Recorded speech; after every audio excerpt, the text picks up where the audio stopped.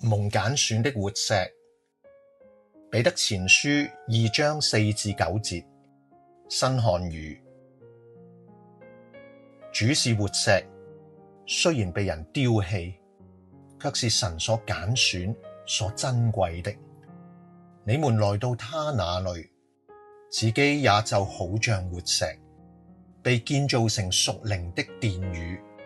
作聖潔的祭司，藉着耶穌基督獻上神所悅納的屬靈祭品。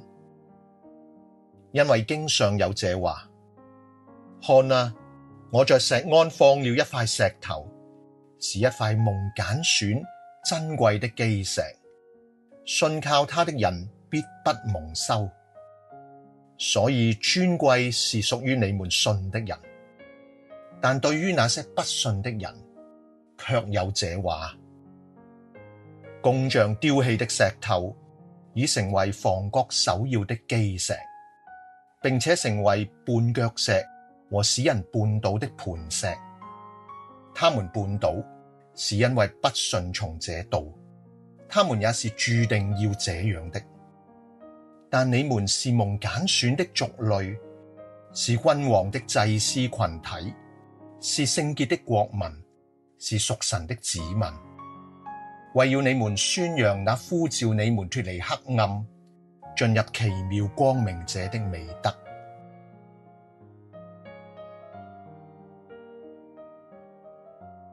耶穌基督被稱為活石嘅呢個講法，我哋信主耐咗或許會習以為常，但係細想之下，呢個名稱實在極具深意。石頭原本係死物，而家卻被賦予生命嘅意義，成為活嘅石。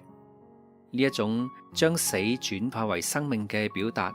唔單止喺彼得前書出現，亦都喺約翰福音之中見到活水，喺羅馬書中讀到活祭。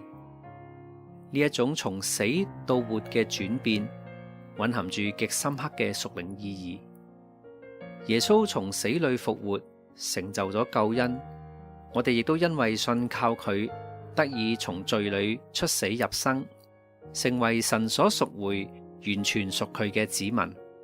可以將自己獻上，作為神所喜悅嘅活祭。我哋就好似活石，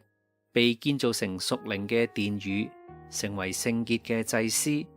藉住耶穌基督獻上蒙神悅納嘅活祭，喺生活中實踐信服嘅教導，持續見證佢嘅恩典。經文提醒我哋，信靠佢嘅人必不蒙羞。呢一塊被人棄絕嘅石頭，喺神眼中卻係寶貴嘅房角石。我哋亦都係咁樣，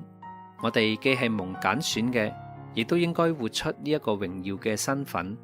喺言語行為上顯明神嘅聖潔與慈愛，而美好嘅見證榮耀神，傳揚嗰位召我哋出黑暗入奇妙光明者嘅美德。